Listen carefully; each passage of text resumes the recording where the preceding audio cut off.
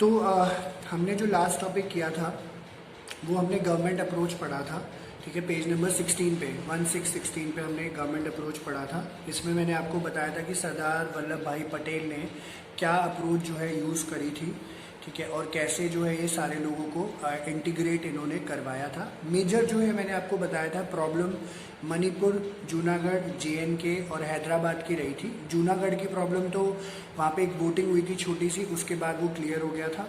मणिपुर का और हैदराबाद का डेवलपमेंट हम लोग पढ़ेंगे। JNK वाला डेवलपमेंट अभी पिछले साल ही पूरा हुआ है, तो आप ये देख रहे हो लगभग ये 47 और 52 के आसपास तक की कहानी है। तब से लेकर JNK का मामला चल रहा था और अब जाके वो सॉर्ट आउट हुआ है, ठीक है। तो ये थोड़ा सा एक इशू जो है हम लोग, पर यहाँ पे इन्होंने JNK पूरा एक्सप्लेन नहीं किया हुआ है।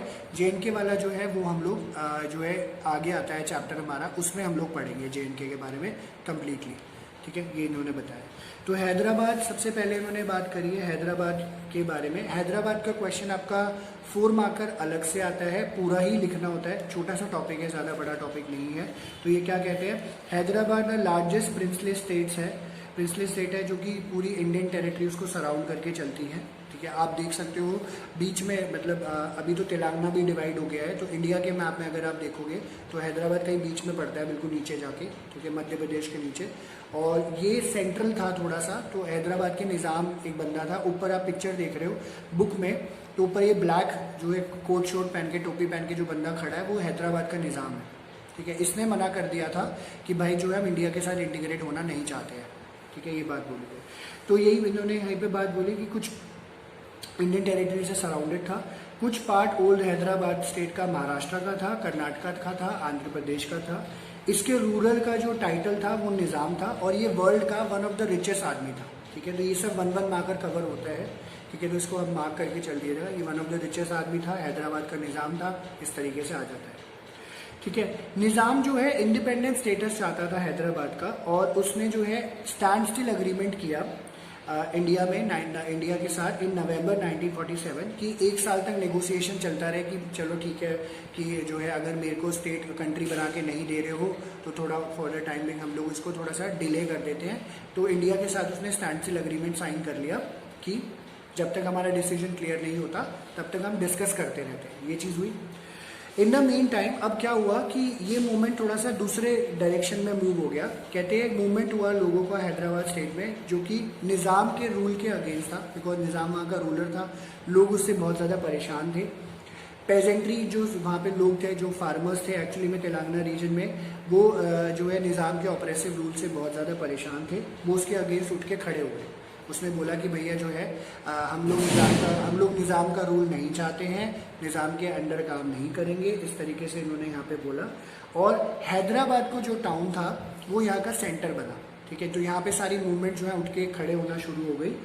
कम्युनिस्ट और हैदराबाद कांग्रेस जो थे वो फोर फ्रंट में थे इस मूवमेंट में। तो मतलब जो कम्युनिस्ट पार्टी या कम्युनिस्ट लोग थे और हैदराबाद के जो लोग थे, क्योंकि ऑलरेडी वो बहुत ज़्यादा परेशान थे, ठीक है, वो जो है सामने आके खड़े हो गए इस तरीके से कि ना फोर फ्रंट में रहे कि हम अपने हक के लिए लड़ रहे हैं और हमें निज़ाम के रूल से बाहर निकाला जाए। तो निज़ाम ने क्या किया, अब ये बात उसको अच्छी नहीं लगी। अब देखो जो जहाँ का राजा होएगा वो अपनी चलाएगा, और उस बात उसको वो अच्छी नहीं लगी बात। उसने क्या किया, वहाँ पे पैरा मिलिट्री फोर्स जो उसकी अपनी फोर्स थी उसको डिप्लॉय कर दिया, जिसका नाम था रजाकर्स, ठीक है। तो ये मार्क कर लेना, 1 मार्कर ये आता है। पैरामिलिट्री फोर्स का नाम क्या था, रजाकर्स था। वो रजाकर्स की आर्मी उसने आम आदमी के ऊपर छोड़ दी। उसने क्या किया, रजाकर्स ने बहुत ज़्यादा लोगों को मारा पीटा, और इसमें इन द सेंस ये हुआ कि किसी भी तरीके का कोई शर्म हया नहीं थी, लोगों को मारा गया, लूटा गया, अपनी ही लोगों को लूटपाट करी गई, स्पेशली नॉन मुस्लिम, क्योंकि निज़ाम खुद मुस्लिम था तो उसने नॉन मुस्लिम्स को टारगेट किया, ठीक है। फिर क्या हुआ, ये सब सिचुएशन देखते देखते सेंट्रल गवर्नमेंट ने वहाँ पे ऑर्डर दे दिया कि आर्मी आए और इसको संभालने की कोशिश करे। And in September 1948 Indian army जो है निज़ाम के फोर्स को कंट्रोल करते हुए निज़ाम के फोर्स को कंट्रोल किया, उनको बेसिकली लड़ाई झगड़ा हुआ तो हरा दिया गया इस तरीके से। And after few days of intermittent fighting Nizam surrender. This led to the Hyderabad accession to India, ठीक है। इसकी वजह से जब ये लड़ाई झगड़ा खत्म हुआ तो जाके हैदराबाद के बंदे ने, निज़ाम ने जो है इंस्ट्रूमेंट ऑफ असेशन साइन किया, और जो है फिर हैदराबाद जो है इंडियन यूनियन का पार्ट बन गया, इस तरीके से का। तो ये पूरी आपकी कहानी है हैदराबाद वाली जो कि इन्होंने यहाँ पे बताई। ठीक है, तो देखने में आदमी बहुत शरीफ लगता है, ध्यान से देखिए इस आदमी को। ठीक है, यही है वो क्राइम पेट्रोल सीजन 110 का मेन कल्प्रिट। ठीक है, तो इसने ये किया था और इसकी कहानी इन्होंने बिल्कुल कहानी के तौर पे ही समझाई हुई है, इसने ये चीज़ करी। ठीक है, आगे डेली से समझिए, समझ आया? ठीक है, ओके। तो ये हैदराबाद 4 मार्कर का क्वेश्चन है। बीच बीच में से आपको सब याद करना है, कौन सा ईयर है, रजाकर्स, पैरामिलिट्री फोर्स वगैरह और क्या क्या क्या चीज़ें इसकी हो गई थी वो प्लीज़ याद रखिएगा, वरना डिटेल तो आपको करना। ठीक है, दूसरी कहानी यहाँ पे मणिपुर की आई। तो मणिपुर में भी जो है प्रिंसले स्टेट था, मणिपुर का भी एक अपना रूलर था। यहाँ पे थोड़ी सी कहानी डिफरेंट चल रही थी। ये भी 4 मार्कर का क्वेश्चन आता है, बट इसमें से बीच में से 1 मार्कर भी आए हुए हैं। तो ये क्या कहते हैं, इंडिपेंडेंस से थोड़े दिन पहले महाराज थे मणिपुर के बोध चंद्र सिंह। बोध चंद्र सिंह मतलब इनको सबके बारे में सब कुछ पता था। ठीक है, सब कुछ जानते थे, बोध का मतलब ये होता है। और इन्होंने इंस्ट्रूमेंट ऑफ असेशन साइन किया इंडियन गवर्नमेंट। और भाई साहब सरदार वल्लभ भाई पटेल ने इनको थोड़ा सा ना अपने झांसे में ले लिया और बोला कि इंस्ट्रूमेंट ऑफ असेशन साइन कर दो। तो इन्होंने जो है इंस्ट्रूमेंट ऑफ असेशन साइन कर दिया, बस एक शर्त पे। वो ये शर्त कि मणिपुर का जो इंटरनल ऑटोनॉमी है, मतलब उसको फ्रीडम दी जाएगी, मणिपुर अपने हिसाब से काम कर सकता है, मणिपुर जो चाहेगा उस तरीके से डिसीजन ले पाएगा। तो ठीक है, सरदार वल्लभ भाई पटेल ने और इंडियन गवर्नमेंट ने बोला ठीक है जी, कोई दिक्कत नहीं है। Under the pressure of public opinion, तो हुआ क्या, थोड़े से लोग वहाँ पे प्रेशराइज करना शुरू कर दिया। महाराजा ने इलेक्शंस रखे मणिपुर जून 1948 में और स्टेट बन गया कॉन्स्टिट्यूशनल मोनार्की। ठीक है, वो जो स्टेट जो मणिपुर का था वो कॉन्स्टिट्यूशनल मोनार्की बन गया। तो कॉन्स्टिट्यूशनल मोनार्की का मतलब क्या हो जाता है, जहाँ पे राजा भी है और इलेक्शन भी हुई है, डेमोक्रेसी भी है, थोड़ी बहुत डेमोक्रेसी भी। हाँ, क्या समझ नहीं आया, क्या कह रहे हो? पहले से नहीं, इसके बाद हुआ था, इसके बाद हुआ था, 1948 में हुआ था, 1948 में हुआ था, 1948 में। तो मतलब ये पब्लिक ओपिनियन के अंडर था, उसमें महाराजा ने इलेक्शन रख लिए थे जून 1948 में। तो जब जून में इलेक्शन हो गए और ऑलरेडी राजा का रूल है, तो राजा का रूल और इलेक्शन अगर जो एक जगह पे हो रहे हैं तो उसको कॉन्स्टिट्यूशनल मोनार्की का नाम दिया जाता है। ठीक है, तो ये चीज़ हुई। और ये मणिपुर जो है, मणिपुर सबसे पहला स्टेट था, ये अंडरलाइन कर लेना, फर्स्ट पैराग्राफ में लास्ट लाइन में लिखा हुआ है, पहला स्टेट था जिसने यूनिवर्सल एडल्ट फ्रेंचाइजी के ऊपर वोटिंग करवाई थी। सबसे पहला स्टेट था पूरे इंडियन यूनियन का, क्योंकि हमारे इलेक्शन हुए थे 1952 में, ये पहले ही इलेक्शन हो गए थे सबसे पहले यहाँ पे। ठीक है, तो ये प्लीज़ मार्क कर लेना, 1 मार्कर रहेगा। हाँ जी, फिर कहते हैं अब क्या हुआ, उनकी असेंबली थी, ठीक है, लोकसभा की जैसे लेजिस्लेटिव असेंबली के बारे में बात करेंगे मणिपुर में। तो लोगों ने बोला कि हम इंडिया के साथ मर्ज करना है, मणिपुर को सही नहीं है, मणिपुर क्योंकि चाहता था कि हम अलग हो जाए। लोगों ने बोला कि नहीं नहीं नहीं, इंडिया के साथ मर्ज नहीं होना। तो स्टेट कांग्रेस मर्जर चाहता था, हालांकि कांग्रेस वहाँ का मर्जर चाहता था, बट बाकी सारी पॉलिटिकल पार्टीज ये नहीं चाहते थे। गवर्नमेंट ऑफ इंडिया ने और सरदार वल्लभ भाई पटेल ने महाराजा को प्रेशराइज किया, महाराजा को बोला कि आप मर्जर अग्रीमेंट साइन करो। तो इंस्ट्रूमेंट ऑफ असेशन पहले साइन कर लिया था, उसके बाद मर्जर अग्रीमेंट साइन कराया गया सितंबर 1949 में, ये भी अंडरलाइन कर लेना, 1 मार्कर है। सितंबर 1949 में मर्जर अग्रीमेंट साइन कराया गया था। एंड मर्जर अग्रीमेंट साइन करा लिया बिना लेजिस्लेटिव असेंबली के मेंबर से कंसल्ट किए। ठीक है, उनसे बातचीत नहीं करी। और ये जो है सबसे अजीब सा मूव रहा, जिसकी वजह से वहाँ के जो लोग थे वो थोड़े से परेशान हो गए, लोगों में जो है आक्रोश भर गया, वहाँ पे गुस्सा भर गया। एंड इसके रिपरकशंस आज भी वहाँ पे देखे जाते हैं। तो इवन इनफैक्ट नॉर्थ ईस्ट भी है जो जहाँ पे हम लोगों ने इंटरनल ऑटोनॉमी दी हुई है। ठीक है, जैसे JNK में था आर्टिकल लगा हुआ, नॉर्थ ईस्ट में भी ऐसा है। जैसे हमारी गवर्नमेंट का इतना ज़्यादा वर्किंग नहीं है, वहाँ की लोकल जो गवर्नमेंट है उसका ज़्यादा रूल है, क्योंकि वहाँ पे ट्राइबल कल्चर ज़्यादा है, उनकी आइडेंटिटी ख़राब ना हो, इसलिए जो है वहाँ पे उन्हीं की गवर्नमेंट का या उन्हीं के हिसाब से काम हो रहा होता है। सेंट्रल गवर्नमेंट का या बाकी सारे लोगों का इतना ज़्यादा रूल वहाँ पे नहीं चलता। ठीक है, आज भी ये देखा जाता है। तो ये मणिपुर की कहानी थी। तो हमने सुनी अभी तक हैदराबाद और मणिपुर की कहानी। एक था राजा और दूसरा वाला था हाँ, ये भी 4 मार्कर है। ये मणिपुर भी 4 मार्कर है। तो 2 थे राजा और दोनों की कहानी थी थोड़ी सी दीवानी। ठीक है, दोनों हंसते नहीं थे, दोनों बोलते नहीं थे और फिर कांड ही कर दिया इन्होंने। ठीक है, तो ये आपका हैदराबाद और मणिपुर का था जो कि इन्होंने यहाँ पे बात बताई। ठीक है, आई होप ये क्लियर हो। किसी को अगर डाउट है तो अनम्यूट करके पूछ ले, वरना हम आगे बढ़ रहे हैं। जल्दी से तुम्हारे क्लियर है, समझ आगे बढ़।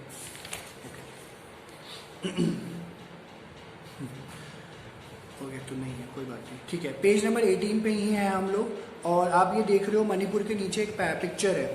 ये पिक्चर सबसे पहले 2017 में आई थी, 2017 में सबसे पहली बार ये पिक्चर कवर हुई थी बोर्ड के एग्जाम में, लिख लो याद रहेगा।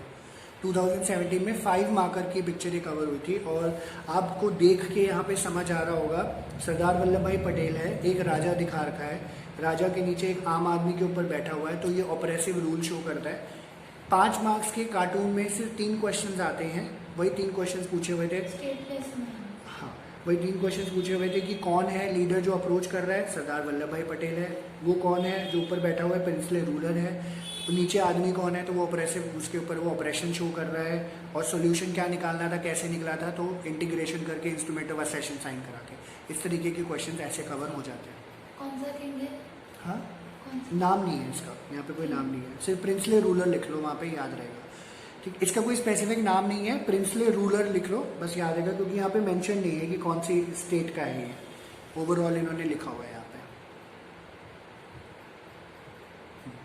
ठीक है जी, ओके। तो अब हमारी देखो क्या है, एक पोर्शन चैप्टर का और खत्म हो गया है, जो कि इंटीग्रेशन की कहानी थी प्रिंसले स्टेट्स की। अभी हमने सिर्फ प्रिंसले स्टेट्स के बारे में पढ़ा है, ठीक है। तो मैंने दोबारा आपको बता देता हूँ, जम्मू कश्मीर, मणिपुर, हैदराबाद और जूनागढ़, इसमें चक्कर चल रहे थे, मतलब इसमें गड़बड़ चल रही थी। जूनागढ़ का तो साथ के साथ सॉल्व हो गया। हैदराबाद जस्ट अभी हमने पढ़ा, निज़ाम, ठीक है। हैदराबाद के आप गलोटी कबाब्स खाते हो जाके, और मणिपुर के मोमोज खा लेते हो वैसे कभी कभी, ठीक है। तो इस तरीके से तो ये 2 था। JNK का इशू यहाँ पे नहीं दिया हुआ है, ठीक है, सब लोगों के लिए डेली से ध्यान रखना। JNK हम आगे पढ़ेंगे, उसमें से भी कुछ पोर्शन कट गए हैं, पता नहीं सारा करना है कि नहीं करना, वो देखेंगे हम, बात की बात है। अब जो है, जब प्रिंसले स्टेट्स के इंटीग्रेशन को पूरा कर लिया गया, तो यहाँ पे दूसरा फिनोमेना अब हमारे सामने आया है कि अब स्टेट्स को कैसे रीऑर्गेनाइज किया जाए, स्टेट्स को कैसे रीऑर्गेनाइज किया जाए। तो इनफैक्ट आज पता नहीं वान्या आ गई है कि नहीं, तो वान्या के स्कूल में टेस्ट भी हो रहा था, तो रीऑर्गेनाइजेशन के क्वेश्चंस आ रखे थे सब्जेक्टिव, जो कि उसको टाइप करके लिखने थे, ठीक है। तो ऐसा भी कुछ हो रहा है, मैंने अभी देखा, ठीक है। ये थोड़ी सी कहानी टिपिकल है और आपको समझने में थोड़ा सा टफ लगेगा, बट कहानी है तो समझ आ जाएगी, ठीक है। तो ध्यान से सुनना मेरी बात को कृपया करके, तभी आपको समझ आएगा। अब रीऑर्गेनाइजेशन स्टेट्स की मैं थोड़ा सा ब्रीफ कर देता हूँ पहले कि क्या था। हुआ क्या था कि इंडिपेंडेंस से पहले काफ़ी सारे ना सेशंस हुए थे, जैसे इंडियन कांग्रेस के काफ़ी सारे सेशंस हुए। उसमें ये बोला गया कि जब हमें आज़ादी मिलेगी, जो लीडर्स थे हमारे, जैसे जवाहरलाल नेहरू थे, BR अम्बेडकर थे, राजेंद्र प्रसाद थे, और महात्मा गांधी थे, या और भी काफ़ी सारे लीडर्स उस टाइम पे जो एग्जिस्ट करते थे, उन्होंने क्या बोला, जब भी हमें आज़ादी मिलेगी हम क्या करेंगे, हम लिंग्विस्टिक बेसिस पे रीऑर्गेनाइजेशन करेंगे स्टेट्स का। लिख लो, लिंग्विस्टिक बेसिस पे रीऑर्गेनाइजेशन, ठीक है। States reorganisation on the basis of language या लिंग्विस्टिक। स्टेट्स लिख लो प्लीज, याद रहेगा, ये बहुत इंपॉर्टेंट है। States reorganisation on the basis of language, ये इस पूरे टॉपिक की थीम है, ठीक है। उन्होंने क्या बोला, जो लोग बोली बोलते हैं उस बोली के हिसाब से हम लोग स्टेट बना के दे देंगे, ठीक है। अब ये बहुत टफ काम था, क्योंकि हमारे देश में, अगर आप लोगों को नहीं पता है, तो 1632 तरीके की बोलियां बोली जाती हैं। 1632, 1632, 1632, ठीक है। इमेजिन करो, अगर 1632 बोलियां बोली जाती, तो 1632 हमारे कंट्री में स्टेट्स होते, तो क्या होता। एक स्टेट में से मैं दिशा को चीफ मिनिस्टर बना देता अगर मैं प्राइम मिनिस्टर बनता तो, और दूसरे को आराध्या, और दोनों को लड़वाते रहते हो, और पलक जो है वहाँ पे उनकी कोऑर्डिनेशन करवाती रहती, मतलब सॉर्ट आउट करवा रही होती। Sorry, just joking. ओके, तो रीऑर्गेनाइजेशन स्टेट्स के बारे में बात करी ऑन अ सीरियस नोट, ठीक है। जस्ट थोड़ा नहीं, ऐसा है ना, आराध्या को नॉर्थ में रखते, तुम्हें साउथ में रखते, और पलक को बीच में मध्य प्रदेश के आसपास, ठीक है। तो सेटलमेंट का काम है।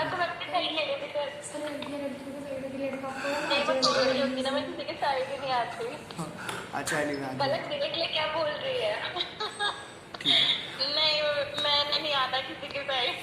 चलो एनीवे सर, वैसे honestly sir, on a serious note sir, कसम से जब भी आप दिशा को देखोगे ना, ये वैसे भी इरिटेटेड सी रहती है मोस्टली, लेकिन सर एक बात है, ये स्क्रीन शेयर किसने कर दी? कचरा सेट है सर, कचरा सेट है। एक मिनट, ये स्क्रीन शेयर किसने करी है? दिशा ही होगी, नहीं हो सकता है। कौन है ये? अभी पता चल जाएगा। सर कुछ दब गया था, I don't know why. Oh my God. Sir, मैंने तो पहले ही बोल दिया था। अच्छा, ये चलो। ना ये लड़कियों की कचरा सेट है। 150 रुपया देगी ये तो। अच्छा चलो, एनीवे राधे, बस हो गया, ज़्यादा नहीं जा रही है। हर एक दिन का एक एक डोज मत दिया करो तुम यार, पागल हो क्या तुम यार। चलो एनीवे, या तो मैं ये कहानी सुना रहा था, मैं इधर उधर चला गया, तो एनीवे ठीक है, मैं गलती से इधर उधर निकल जाता हूँ कभी कभी। एनीवे, तो कहानी इसी तरीके से थी कि जो इंडियन नेशनल कांग्रेस के सेशंस हो रहे होते थे, तो सारे लीडर्स ने ये डिसाइड किया कि हम लोग लैंग्वेज के बेसिस पे रीऑर्गेनाइजेशन करेंगे स्टेट्स की। कहने का मतलब ये, ब्रिटिशर के टाइम पे, अभी हमने पीछे मार्क किया था पिछली क्लास में, 565 स्टेट्स होते थे, 565 स्टेट्स ऑलरेडी होते थे। लैंग्वेज के बेसिस पे थोड़ा सा टफ काम था। अब हुआ क्या, जब हमें इंडिपेंडेंस मिली, लोगों ने डिमांड करना शुरू कर दिया कि भाई लीडर्स जी, आप लोगों ने बोला था हमें कि जो है लैंग्वेज के बेसिस पर रीऑर्गेनाइजेशन करना है, अब उसको पूरा करो। तो उन्होंने बोला नहीं, हम पूरा नहीं करेंगे, अपनी बात से मुकर गए। ठीक है, उन्होंने मना कर दिया कि नहीं, हम लोग जो है सारे लीडर्स में, ठीक है, जो लीडर्स थे हमारे इंडिपेंडेंट इंडिया के, उन्हें सब लोगों ने मना कर दिया कि हम लोग नहीं करेंगे। जिसकी वजह से क्या हुआ, काफ़ी सारे स्टेट्स में जो है वायलेंट अपराइजिंग्स हो गई, जिसका एक एग्जाम्पल यहाँ पे इन्होंने दिया हुआ है। एंड उसको ध्यान में रखते हुए इंडियन गवर्नमेंट को लगा भाई ये तो बहुत गलत है, हमें इसके बारे में समझना पड़ेगा। एंड फाइनली जो है हमने लैंग्वेज के बेसिस पे रीऑर्गेनाइजेशन करना शुरू किया। आज तक ऐसा हो रहा है। ठीक है, सिर्फ 3 ऐसे स्टेट थे जहाँ पे लैंग्वेज का इंपॉर्टेंट रोल नहीं था, वरना हर जगह जो है लिंग्विस्टिक रीऑर्गेनाइजेशन हुआ है। लिंग्विस्टिक या लैंग्वेज के बेसिस पे एक ही बात है, it's one and the same thing, synonymously use किया जाता है। ठीक है, अब ये कहानी समझ लेते हैं। ये कहानी आप ध्यान रखना, यहाँ लिखी हुई है, दोबारा पढ़ देता हूँ। तो कहते हैं नेशन बिल्डिंग का जो प्रोसेस था, ये पार्टीशन के साथ साथ ही एंड नहीं हुआ और इंटीग्रेशन ऑफ प्रिंसली स्टेट्स के साथ साथ ही एंड नहीं हुआ। अब जब चैलेंज यहाँ पे क्या आया कि इंटरनल बाउंड्रीज भी हमें अपनी कंट्री की ड्रॉ आउट करनी थी। ठीक है, इंटरनल बाउंड्रीज भी हमें ड्रॉ आउट करनी थी, और ये सिर्फ एडमिनिस्ट्रेटिव डिवीजन नहीं था। बाउंड्रीज जो है लिंग्विस्टिक होनी चाहिए, कल्चरल प्लुरैलिटी शो करनी चाहिए, ताकि जो है हमारी कंट्री की यूनिटी के बारे में पता चले। तो इस लाइन को अंडरलाइन कर लेना, लिंग्विस्टिक एंड कल्चरल प्लुरैलिटी, ये दोनों चीज़ें शो करनी थी। ठीक है, ये दोनों चीज़ें हमें यहाँ पे पता चलनी चाहिए। फिर ये क्या कहते हैं, कॉलोनियल रूल के टाइम पे स्टेट बाउंड्रीज जो है एडमिनिस्ट्रेटिव कन्वीनियंस के हिसाब से बनी हुई थी। ठीक है, या फिर simply coincided with territories annexed by British government और the territories ruled by the princely powers. अभी पीछे वाला मैप देखोगे जो प्रिंसली स्टेट्स वाला है, वहाँ पे आप साफ साफ देख सकते हो एडमिनिस्ट्रेटिव कन्वीनियंस ही है। जैसे बिहार है, और बिहार था, उड़ीसा था, तो बिहार उड़ीसा को कुछ कुछ पोर्शन इकट्ठा कर दिया, मध्य प्रदेश उत्तर प्रदेश इकट्ठा कर दिया। तो जो जो कैप्चर हो गया, या जो जो अपने हिसाब से कि हम अच्छे से रूल कर पाए, उस तरीके से ब्रिटिशर्स काम कर रहे थे। बट इंडिपेंडेंस मिलने के बाद इन्होंने क्या बोला कि अब हम ऐसा कुछ नहीं करेंगे, हमें इसको डिवाइड करना पड़ेगा दूसरे तरीके से। तो ये क्या हुआ, इनफैक्ट ये जो सेशन के बारे में मैं बात कर रहा था, नागपुर सेशन हुआ था कांग्रेस का 1920 में, यहाँ पे प्रिंसिपल रिकॉग्नाइज किया गया reorganisation of the Indian National Congress party से। तो इन्होंने डिसाइड किया था कि लैंग्वेज के बेसिस पे करेंगे। एंड ऑलरेडी पहले से यहाँ पे इंडियन नेशनल कांग्रेस लैंग्वेज के बेसिस पे डिवाइडेड थी। तो मतलब क्या था, आईएनसी जहाँ जहाँ कांग्रेस सेटअप थी, हर जगह वो लैंग्वेज का प्रिंसिपल। तो जैसे केरला में लोग कुछ बोलते हैं तो वहाँ पे वो डिवाइड था, बिहार में कुछ बोलते हैं, एमपी में कुछ बोलते हैं, नॉर्थ इंडिया में कुछ बोलते हैं, इस तरीके से कांग्रेस ने अपने आप को डिवाइड किया हुआ था। ठीक है, तो ये इन्होंने बोला। बट कहते हैं आगे इन्होंने क्या बोला, many provincial congress committees were created by linguistic zones, जो कि मैंने बताया, which did not follow the administrative division of British India. तो इन्होंने इस प्रिंसिपल को भी फॉलो नहीं किया, इन्होंने एक नया प्रिंसिपल बनाया, उस तरीके से काम करना है। तो पहले तो ये माने ही नहीं। ठीक है, पहले तो ये माने ही नहीं, क्योंकि इन्हें हाथ साफ साफ हाथ खड़े कर दिए कि भाई अगर हम लैंग्वेज के बेसिस पे बहुत सारे स्टेट्स बना देंगे तो हमारी कंट्री की यूनिटी तो और ख़राब हो जाएगी। ठीक है, हम लोग इकट्ठे यूनाइटेड तो रह ही नहीं पाएंगे। तो इन्होंने क्या किया, इंडिपेंडेंस एंड पार्टीशन के बाद हमारे लीडर्स ने, ठीक है, ये डर, ये 4th पैराग्राफ जो है यहाँ पे फियर दिखाता है लीडर्स का। ठीक है, अपनी कन्वीनियंस के आप लिख सकते हो, आर लीडर्स फेल्ट दैट अगर हम स्टेट्स बनाते हैं लैंग्वेज के बेसिस पे, इसकी वजह से हम और ज़्यादा डिसरप्ट और डिसइंटीग्रेट हो जाएंगे। ठीक है, तो मतलब एक तरफ आप क्या बात कर रहे हो, एक तरफ इकट्ठे होने की बात कर रहे हो, दूसरी तरफ स्टेट्स बना बना के दे रहे हो। तो लीडर्स को ऐसा महसूस हुआ कि भाई साहब अगर ऐसा करेंगे तो और ज़्यादा डिसयूनाइटेड हो जाएंगे। एंड ये भी माना गया कि हमारा जो मेजर चैलेंज है वो ये है कि सोशल और इकोनॉमिक है। ठीक है, सोशल डेवलपमेंट करनी है, इकोनॉमिक डेवलपमेंट करनी है, जो हमारे सामने है, ये सबसे इंपॉर्टेंट मैटर है। और रादर देन ये जो पुराना लैंग्वेज का बेसिस पे हम स्टेट्स की बात कर रहे हैं, इस मैटर को पोस्टपोन किया जाए और इसलिए भी पोस्टपोन करने की ज़रूरत पड़ी क्योंकि सारे प्रिंसली स्टेट्स अभी अग्री नहीं हुए थे कि हमें इंडिया के साथ इंटीग्रेट होना है या नहीं होना है। ठीक है, क्योंकि क्या था, बहुत सारे प्रिंसली स्टेट्स हैं, मतलब आप देखोगे, आप गूगल सर्च करना, आपको विकीपीडिया पे मिल जाएगा, काफ़ी सारे थे प्रिंसली स्टेट, छोटे छोटे थे क्योंकि, ठीक है, और सबके यहाँ पे राजा का रूल चलता था। तो वहाँ पे उस हिसाब से जो है इस तरीके से इन्होंने बोला अभी इनका भी डिसाइड नहीं हुआ, अभी ये भी उठ के खड़े हो गए तो दिक्कत हो जाएगी। तो ये जो डिसीजन था नेशनल लीडरशिप का, ये चैलेंज किया लोकल लीडर्स एंड लोगों ने। प्रोटेस्ट शुरू हो गए तेलुगु स्पीकिंग एरियाज में, जो कि ओल्डर मद्रास प्रोविंस था, आज का तमिलनाडु है, आंध्र प्रदेश, केरला एंड कर्नाटका का। तो मतलब लोगों को पता चला कि भाई सरकार हमारी जो है हमारी बात सुन नहीं रही है, लैंग्वेज के बेसिस पे स्टेट्स नहीं बना रही है, तो चलो प्रोटेस्ट करें। प्रोटेस्ट करने के लिए लोग खड़े हुए। ठीक है, तो यहाँ पे क्या हुआ, इस मूवमेंट को नाम दिया गया, मार्क कर लेना, 1 और 2 मार्क करें, the Vishal Andhra movement. Vishal is mega, Andhra Andhra Pradesh से उठाया गया है, द विशाल आंध्रा मूवमेंट, जिन्होंने डिमांड करा कि हमें सेपरेट आंध्र प्रदेश चाहिए। ठीक है, तुम हमें आंध्रा दो, हम तुम्हें बांजरा देंगे। ठीक है, इस तरीके से इन्होंने बोला था। तो ये इन्होंने बात करी गई कि बोला आंध्र प्रदेश दो, हमारे स्पेसिफिक जो लोग बोली बोलते हैं उसके बेसिस पे हमें बना के दो, and demanded that Telugu speaking area should be separated from Madras province which they were part B and be made into separate Andhra province. Nearly all political forces in Andhra region were in favor of linguistic organization of then Madras province। ठीक है, तो सारे लोग agree कर चुके थे कि जो है लिंग्विस्टिक रीऑर्गेनाइजेशन हमें यहाँ पे करना है। ठीक है, इस तरीके से तो विशाल आंध्रा मूवमेंट शुरू हुआ, तो और ज़्यादा जो है स्ट्रांगली ये मूवमेंट चार्ज हो गया और आगे बढ़ने की कोशिश करी। तो क्या हुआ, मूवमेंट बहुत ज़्यादा आगे बढ़ा और सेंट्रल गवर्नमेंट ने भी इसमें इंटरवेन कर दिया था। अब यहाँ पे ये लीडर है, इसका बड़ा शिटी नाम है। ठीक है, तो प्लीज़ आपको याद करना पड़ेगा, डेट इज़ पोटी श्रीरामुलु। ठीक है, तो इसलिए मैंने शिटी नाम बोल दिया था पहले। तो इस बंदे का नाम है पोटी श्रीरामुलु। ये कांग्रेस लीडर थे और वेटरन गांधी थे। ये 1 मार्कर आता है, मैच द फॉलोइंग में भी आया हुआ है। इसी बंदे ने विशाल आंध्रा मूवमेंट छेड़ा था। तो ये आप मार्क कर लीजिएगा, एरोज बना के लिख लीजिए, साइड में लिख लीजिए, पोटी श्रीरामुलु विशाल आंध्रा मूवमेंट। ठीक है, इसने बोला था, कांग्रेस लीडर और वेटरन गांधी है, इसके इसी ने स्टार्ट करी थी। और ये कांग्रेस लीडर वेटरन गांधी का भी 1 मार्कर आता है। ठीक है, तो ध्यान रखना। ये जो है भाई साहब क्या किया इन्होंने, 56 दिनों के लिए फास्ट पे चले गए, 56 डेज के फास्ट पे चले गए, इनडेफिनेट फास्ट, जिसको बोला जाता है अनिश्चितकालीन भूख हड़ताल। 56 दिनों के लिए कि भाई हमें जो है आंजरा बना के देना पड़ेगा आपको। तो ये बोला गया। अब हुआ क्या, इसकी वजह से, क्योंकि देख रहे हैं कि एक लीडर, हमारा लीडर हमारे लिए लड़ रहा है, तो बहुत अनरेस्ट हुआ, लड़ाई झगड़ा हुआ, सारे लोग सड़कों पे उतर गए, एक दूसरे को लोग मारने लग गए, आम लोग मर गए, पुलिस वाले मर गए, एंड काफ़ी सारे जो लेजिस्लेटर थे मद्रास गवर्नमेंट के, वहाँ पे उन लोगों ने रिजाइन कर दिया प्रोटेस्ट के अंदर। फाइनली ये सब चीज़ें देखी गई तो प्राइम मिनिस्टर ने, हमारे जवाहरलाल नेहरू वाले भाई साहब जी ने बोला कि भाई एक काम करो, तुम आंध्र प्रदेश बना लो, लड़ो झगड़ो मत भैया, प्यार से काम होना चाहिए भैया, जिंदगी में कुछ ना धरो है, जो काम से हो जाए प्यार से तो बढ़िया हो जाएगा। ठीक है, एंड प्राइम मिनिस्टर ने अनाउंस किया सेपरेट आंध्र प्रदेश इन दिसंबर 1952। तो ये अंडरलाइन कर लेना, आंध्र प्रदेश क्रिएट हुआ था दिसंबर 1952 में। मैप में आपको क्लियरली दिखता है, क्योंकि ये मैप का भी क्वेश्चन है, तो लिख लीजिएगा, ये मैप का भी क्वेश्चन है, तो आप इस तरीके से यहाँ से मैप भी आ जाता है। ठीक है, ये चीज़ इन्होंने वहाँ पे बताई। ठीक है, आई होप कहानी आपकी लिंक होके चल रही हो, कोई दिक्कत वाली बात नहीं। तो ये फ्लो में चल रहा है। ठीक है, अभी ख़त्म होने वाली है, फिर मैं आपसे पूछ लूँगा एक बार। अब फाइनली क्या हुआ, नेक्स्ट पेज पे और 21 पेज पे, तो आप देख रहे हो जैसे ही आंध्र प्रदेश बना, ठीक है, तो बाकी स्टेट्स को भी रियलाइज़ हुआ कि भैया जब आंध्र प्रदेश बन गया है तो बाकी स्टेट्स भी लिंग्विस्टिक रीऑर्गेनाइजेशन इनको करना चाहिए। जैसे ऊपर आप पिक्चर देख रहे हो, कर्नाटका, महाराष्ट्र, महागुजरात, विशाल आंध्रा, ये सब मूवमेंट्स वहाँ पे चल रहे थे थोड़ा थोड़ा करके।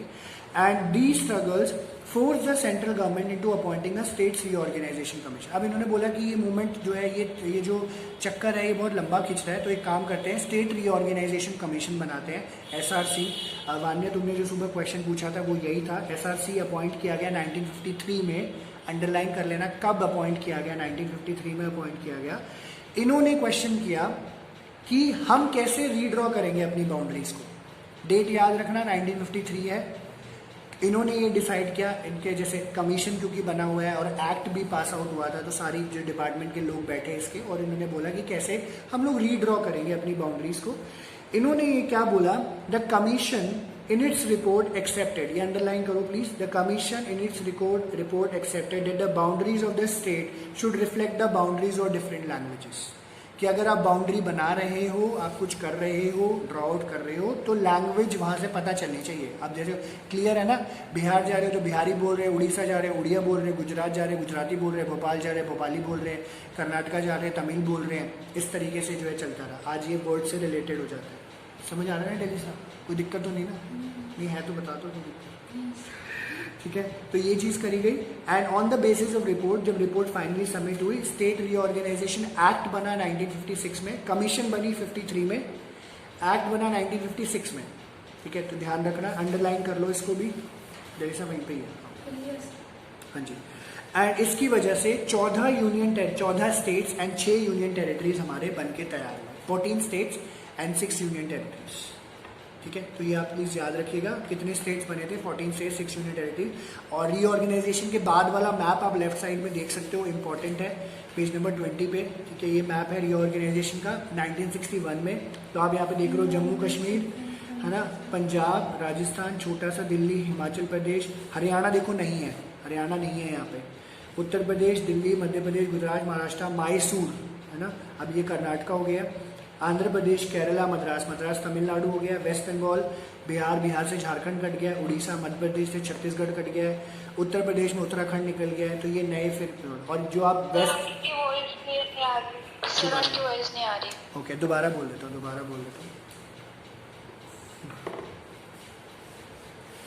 मैंने ये बोला था कि इंडिया का रीऑर्गेनाइजेशन 1961 के मैप का था. मैं बस ये सिर्फ एक्सप्लेन कर रहा था मैप. वीडियो रिकॉर्ड हो गई है तो नीड नॉट टू वरी. ठीक है, तो इसमें इन्होंने यही बताया था, JNK, पंजाब, राजस्थान, गुजरात, महाराष्ट्र, मैसूर, वेस्ट बंगाल, ये सारे स्टेट्स बने थे. और जो आज नए वाले हैं वो इन्हीं में से कट के बने हैं स्टेट्स. और आप नॉर्थ ईस्ट भी देखोगे तो देखो नॉर्थ ईस्ट भी प्रॉपर क्लियर नहीं है. ठीक है, तो वहाँ पे सिर्फ आसाम है, त्रिपुरा है, मणिपुर है. ये बताऊँगा सब बताऊँगा. ठीक है, अभी मार्क कर लो. तो इसके मैप के नीचे आपको क्वेश्चंस भी दिख रहे हैं. ठीक है, तो ये क्वेश्चंस अभी फिलहाल बाद में आपसे डिस्कस करेंगे. फिलहाल ये मार्क कर लीजिएगा, ये इंपॉर्टेंट है मैप, बोर्ड्स में आया हुआ है, ये 5 मार्क्स का मैप है, तो आपको इसके ऊपर ध्यान देना है. ठीक है, ओके. अब ये मेरे को बताओ, किसी को रीऑर्गेनाइजेशन ऑफ स्टेट जो अभी हमने पढ़ा है अभी तक, ये क्लियर है या कोई डाउट है किसी को? कुछ कहानी, कोई लिंक ऐसा तो नहीं है जो नहीं समझ आया हो? कोई भी अनम्यूट करके पूछ ले.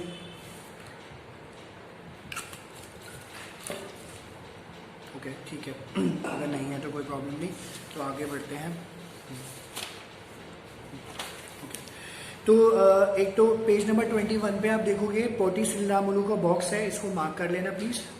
ऑलरेडी हमने इसके बारे में पढ़ लिया, बस ये बॉक्स पता होना चाहिए कि क्या है. यहाँ से जैसे कुछ आता नहीं है, पीछे वाले से ही आएगा. अब आगे आ जाओ, 2 पेजेस बचे हैं हमारे. तो अब ये क्या हुआ, लिंग्विस्टिक रीऑर्गेनाइजेशन हो गया. तो जो है लोगों ने बोला कि चलो ठीक है, इस तरीके से हम लोग काम कर लेते हैं. अब यहाँ पे क्या हुआ, one of the most important concerns in the early years was that demands for separate states would endanger the unity of the country. अब ये क्या हुआ, देखो ना, अलग अलग व्यूज़ थे लोगों, अलग अलग जो हमारे लीडर्स के व्यूज़ थे. वो क्या बोल रहे थे कि सारे लोग अगर सेपरेट स्टेट मांगेंगे, हमारी कंट्री की यूनिटी को खतरा हो जाएगा. मतलब एक स्टेप तो उन्होंने ले लिया, पर ये कहते हैं जैसे सिंपल सी बात है. अब मान के चलो आराध्या खड़ा हो गया, कीर्ति खड़ा हो गया, पलक खड़ी हो गई, ठीक है, डेलिसा हो गई, वान्या हो गई, वरनीत हो गए, मुस्कान हो गई, मैं हो गया. हम लोग सारे अपने अपने स्टेट्स मांग रहे हैं. ठीक है, तो आराध्या बोले रेयू बना के दे दो, पलक बोले मदान बना के दे दो, डेलिसा बोले अत्री बना के दे दो, कीर्ति बोले चावला बना के दे दो. स्टेट्स मांग रहे हैं, और ऐसा हो भी रहा था. इनफैक्ट ये मैं आपको बड़ा लेम सा लग रहा होगा, बट एक्चुअली में ऐसा हो रहा था. जो जिस तरीके की बोली बोल रहा है उसको स्टेट चाहिए. तो कह रहे हैं अगर ऐसे ही स्टेट बना के सबको देते रहेंगे तो हमारी कंट्री की तो यूनिटी को खतरा हो जाएगा. तो इन्होंने क्या बोला कि इट वॉज फेल्ट, ये इनको ऐसा लगा कि लिंग्विस्टिक स्टेट्स अगर बनाते हैं, इससे सेपरेटिज्म का खतरा बहुत ज़्यादा बढ़ जाएगा, लोग अलग अलग हो जाएंगे, एंड हमारी जो कंट्री है, हमारा जो नेशन है, इसके ऊपर बहुत ज़्यादा प्रेशर आएगा. ठीक है, कि कैसे इसको डील किया जाए. बट जो हमारी लीडरशिप थी, पॉपुलर प्रेशर के अंडर उन्होंने एक चॉइस करा कि चलो जो भी होएगा कोई दिक्कत वाली बात नहीं है. अगर हमारी कंट्री के लोग चाहते हैं कि लैंग्वेज के ऊपर रीऑर्गेनाइजेशन किया जाए, तो हम अपनी कंट्री के लोगों की बात सुनेंगे और करेंगे. ऐसा किया. ये माना गया कि अगर, हाँ ये इंपॉर्टेंट है, बताता हूँ क्या है, पहले कहानी समझ लो. कार्टून ऊपर वाला, उस पर तो आया नहीं ना, पहले पैराग्राफ तो समझो। ओके, तो ये माना गया कि अगर हम रीजनल लिंग्विस्टिक क्लेम सबको दे देते हैं कि अगर ये रीजन दे दो हमें, ये लिंग्विस्टिक क्लेम दे दो हमें, तो डिवीजन ऑफ सेपरेटिज्म और जो खतरा है डिवीजन ऑफ सेपरेटिज्म का वो खत्म हो जाएगा। देखो सिंपल सी बात है, कैसे? कीर्ति ने बोला, जैसे कीर्ति ने बोला कि मुझे ये पर्टिकुलर प्लेस दे दो, आराध्या ने बोला मुझे माया एन्क्लेव दे दो, पलक ने बोला मुझे मेहरौली दे दो, दिल्ली से बोल रही मुझे CD ब्लॉक हरिनगर दे दो, मैं बोल रहा हूँ मुझे DB ब्लॉक दे दो, फिर वान्या बोली नारायणा दे दो, मुस्कान बोल रही रजौरी दे दो। इस तरीके से चले जा रहा है। वरनीत भी रह गई, जनकपुरी ले लो, वरनीत कोई बात नहीं, ठीक है। ये मैंने लोकेशन बता दी कौन कौन कहाँ सेटल्ड है, कोई रह गया तो बता देना, मैं बता दूंगा, ठीक है। तो अब ये अगर मांग रहे हैं तो पहले क्या कर रहे हो, अब सारे के सारे मिलके जो है सारे के सारे प्रोटेस्ट कर रहे हो, सड़कों पर उतर रहे हो, मार तोड़, ये वो, गाड़ी में आग लगा रहे हो, दुकानें फोड़ रहे हो, कोई दिक्कत नहीं। अब सरकार ने बोला भाई साहब क्या चाहिए, तो आपको बोला हाँ जी सर ये बना के दे दो, इनको बना के दे दिया, शांत हो गए, बैठ गए आराम से। तो ये इन्होंने ये बड़ी स्ट्रैटेजाइज किया गया। जब इन्होंने सारे लिंग्विस्टिक क्लेम्स और रीजनल क्लेम्स को एक्सेप्ट कर लिया तो सारे के सारे बंदे शांत हो गए। इसीलिए ये बोला जाता है besides the accommodation of regional demands and the formation of linguistic states were also seen as more democratic। 6 marker का क्वेश्चन आता है ये वाला, और ये आपका इस तरीके से 6 मार्कर का क्वेश्चन आता है जो लास्ट लाइन है कि how the accommodation of regional demands and formation of linguistic state were also seen as more democratic. ठीक है, इसका आंसर बहुत बड़ा है, मैं यहाँ पे एक्सप्लेन नहीं कर रहा हूँ अभी आपको, फिलहाल इसके नोट्स भेज दूंगा, उसमें आंसर लिखा हुआ है मैंने, ठीक है। तो इसमें जो अभी हम पीछे पढ़ के आए हैं, एक्चुअली में जो अभी पीछे पढ़ के आए हैं वही आंसर है, और यहाँ पे आके खत्म होता है फिर, ठीक है, इस तरीके से। तो इन्होंने क्या बोला, इस लाइन का मतलब समझना, क्योंकि कंफ्यूज हो जाते हैं बच्चे। 6 मार्क्स का है ये क्वेश्चन, कि ये सब चीज़ों के बावजूद इन्होंने बोला कि अगर हम रीजनल डिमांड्स को अकोमोडेट करके चलते हैं और लिंग्विस्टिक स्टेट्स बनाते हैं, ये सबसे डेमोक्रेटिक अप्रोच है। कैसे डेमोक्रेटिक है? इंडिया ने अपना कॉन्स्टिट्यूशन लिखा, डेमोक्रेसी अडॉप्ट करी। डेमोक्रेसी में एक फीचर है क्या? इक्वालिटी। इक्वालिटी में जब अब पलक उठ के लड़ रही है, आराध्या लड़ रहा है, कीर्ति लड़ रही है, डेलेसा लड़ रही है, मैं लड़ रहा हूँ, लिंग्विस्टिक क्लेम चाहिए, इक्वालिटी क्या कहता है? सबको दे दो। इन्होंने दे दिया, ठीक है, दे के खत्म हुआ, सबके सब शांत हो गए, सब खुश है, सब अच्छे से खुश है, अपना काम कर रहे हैं, स्टेट्स को चला रहे हैं। इसीलिए ये बात यहाँ पे बोली है कि accommodation of regional demands and formation of linguistic state was seen as more democratic. ठीक है जी, इसको फर्दर इन्होंने बोला है आगे, कहते हैं अब 50 साल, वैसे तो 76-70 साल से ज़्यादा हो गए हैं लिंग्विस्टिक स्टेट्स बने, बट हम ये कह सकते हैं linguistic states and the movement for formation of the state change the nature of democratic politics and leadership in some basic way. Because leader जहाँ पे उठ के खड़े नहीं हो रहे थे, लीडर जहाँ पे ये बोल रहे थे कि भैया हम आपकी बात नहीं सुनोगे, उन्होंने बातें सुनी तो उनका भी नेचर चेंज हुआ, कंट्री की पॉलिटिक्स में भी बदलाव आया, and the path to politics and power was now open to people. तो लोगों के पास अब अपने हक थे, और यहाँ पे जैसे उन्होंने बोला कुछ इंग्लिश स्पीकिंग एलीट क्लासेस भी आ गए थे, वो भी अपनी बातों को रखना शुरू कर दिया था उन्होंने। तो इसलिए बोला गया linguistic reorganisation also gave some uniform basis to drawing of state boundaries. ये लाइन मार्क कर लेना, ठीक है। हमारा जो थीम है, जो मैंने आपको पहले ही लिखवा दिया था, कि प्रिंसिपल फॉर्म ऑफ ऑर्गेनाइजेशन को क्या नजर आया, मतलब अगर अब इंडिया में कोई भी डिमांड करेगा स्टेट्स की तो हमारा बेसिस क्या होगा? लैंग्वेज। तो सरकार ने ये इसको ठप्पा लगा दिया कि अगर कोई भी ऐसे कुछ हो रहा है तो लैंग्वेज के बेसिस पे अगर हो रहा है तो बहुत अच्छी बात है, अगर नहीं हो रहा है तो नहीं करेंगे, ठीक है। इसलिए लिंग्विस्टिक स्टेट जो है प्रिंसिपल बना। इससे हमारी कंट्री डिसइंटीग्रेट नहीं हुई, बल्कि जिसका डर था लोगों को, इसकी वजह से हमारी कंट्री की यूनिटी और ज़्यादा बढ़ी। नहीं तो पहले क्या हो रहा था, पलक, आराध्या, कीर्ति, जो स्टेट्स मांग रहे थे सारे लोग, ये लोग आपस में लड़ रहे थे या सरकार से लड़ रहे थे। अब इनको सब कुछ मिल गया तो यूनाइटेड रह के, क्योंकि अब इनको पूरा मिल गया ना, तो अब घर में बैठे, ठीक है, आराम से बैठे, ठीक है। एंड फाइनली अबव ऑल, ये लास्ट पैराग्राफ आपका पैसेज में आया हुआ है 5 मार्कर, अबव ऑल वाला जो पैराग्राफ है, above all linguistic states underline the acceptance of principle of diversity. इन्होंने डाइवर्सिटी के प्रिंसिपल को, लैंग्वेज के प्रिंसिपल को एक्सेप्ट किया। जब हम बात करते हैं कि इंडिया ने अडॉप्ट करी डेमोक्रेसी, इसका मतलब सिर्फ ये नहीं है कि इंडिया ने डेमोक्रेटिक कॉन्स्टिट्यूशन को अडॉप्ट किया, इसका मतलब ये भी नहीं है कि इंडिया ने फॉर्मेट ऑफ इलेक्शंस को अडॉप्ट किया।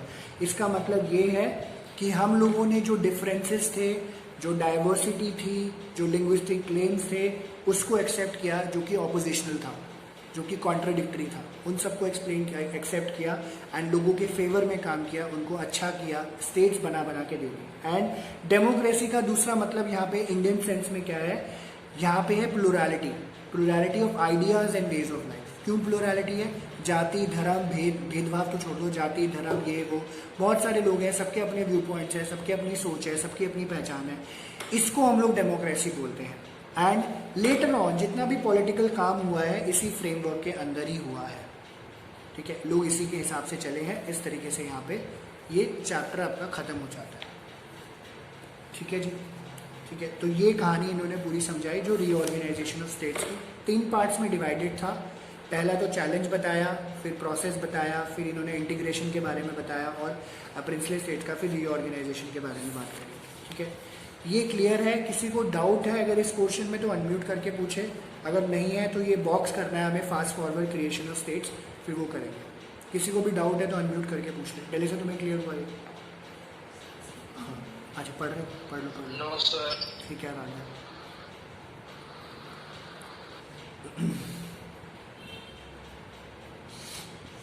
क्लियर है? कोई डाउट तो नहीं? पक्का पूछ लो अगर है तो, पक्का ना? ठीक है ओके। और जो है अब लास्ट बॉक्स आपका बचा है, तो ये fast forward creation of new state यहाँ पे लिख लो रेफरेंस के लिए बड़ा यहाँ से मोस्टली मैप के क्वेश्चन आए हैं, मैप के, ठीक है। आप मैप के करोगे 1-1 मार्कर, तो 1-1 मार्कर भी आया हुआ है, बट यहाँ से मैप के क्वेश्चन कवर होते हैं, ठीक है। मैप की लिस्ट है बनी हुई, मैं थोड़ा सा ढीला चल रहा हूँ, मैं कुछ नहीं भेज पा रहा हूँ। अब सेंटर आना शुरू हुआ है तो धीरे धीरे सबको मैं सब चीज़ें भेजूंगा। सारे मैप के क्वेश्चंस बने हुए हैं, तो आपको कहीं से कुछ एक्स्ट्रा रेफर करने की ज़रूरत नहीं पड़ेगी, ठीक है। तो आप ये सब पहले ये बॉक्स कर लेते हैं, फिर आगे बात करते हैं, ठीक है।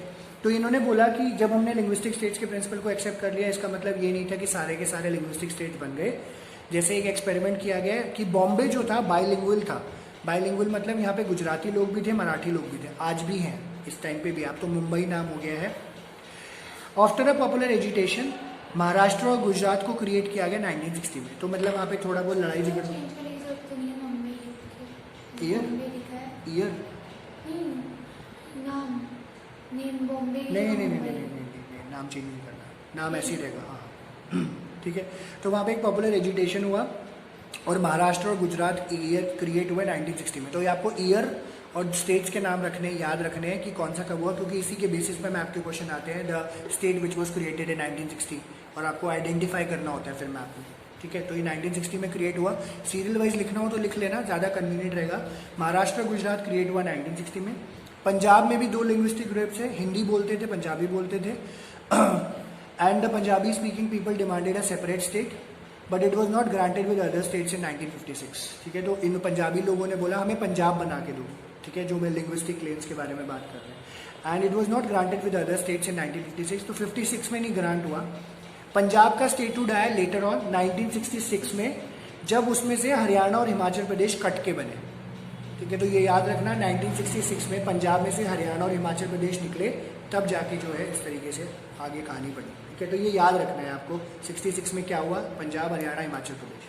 फिर एक रीऑर्गेनाइजेशन दोबारा हुआ नॉर्थ ईस्ट में 1972 में।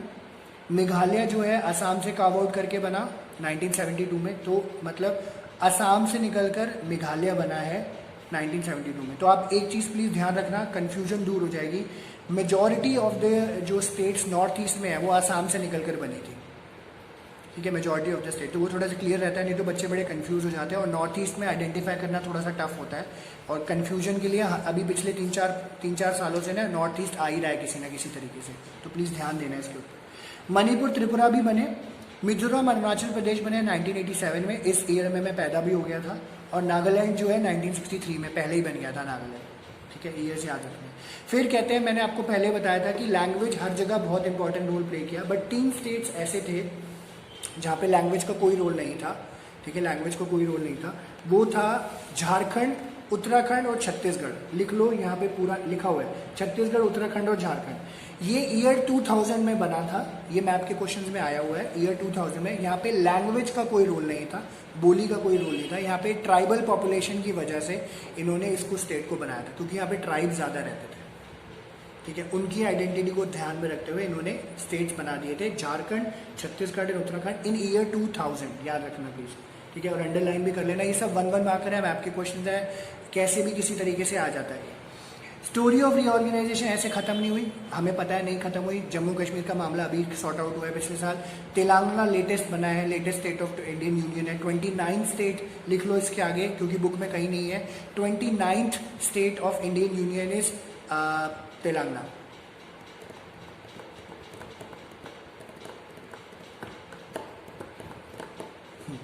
ठीक है। और कहते हैं there are many country where the movement demanding separate and smaller state, these include Vidarbha in Maharashtra, Harit Pradesh in western region, Uttar Pradesh and north region of West Bengal. इसका कुछ हुआ नहीं है और ये आता भी नहीं है, बस ये 29 स्टेट ऑफ इंडियन यूनियन लिख लेना, वो है तेलंगाना। ठीक है, तो ये चैप्टर हमारा अब पूरा खत्म नहीं है। एक बार फटाफट ना, मैं ये पढ़ा नहीं रहा हूँ, सिर्फ एक बार फटाफट आ जाओ पेज नंबर 6 और 7 पे। पेज नंबर 6 और 7 पे ये दो नीचे येलो बॉक्सेस देख रहे हो आप, एक तो मोहम्मद अली जिन्ना का है, एक जवाहरलाल नेहरू का है। इसके बीच में से स्टेटमेंट उठा के कुछ क्वेश्चन आए हुए थे, एक एक बारी आया है बोर्ड में, वो मैंने अपने नोट्स में कवर कर रखा है, वो मैं दे दूंगा, ये मार्क कर लेना, इंपॉर्टेंट है। ठीक है, इसको रीड कर लेना आराम से। ठीक है आप लोग, एंड इसके बाद आ जाओ आप पेज नंबर 6 और 7। पेज नंबर 6 और 7 पे येलो बॉक्सेस है, रीड कर लेना, इंपॉर्टेंट है। ठीक है, याद रखना। उसके बाद आ जाओ आप पेज नंबर 12 पे, महात्मा गांधी सेक्रीफाइस।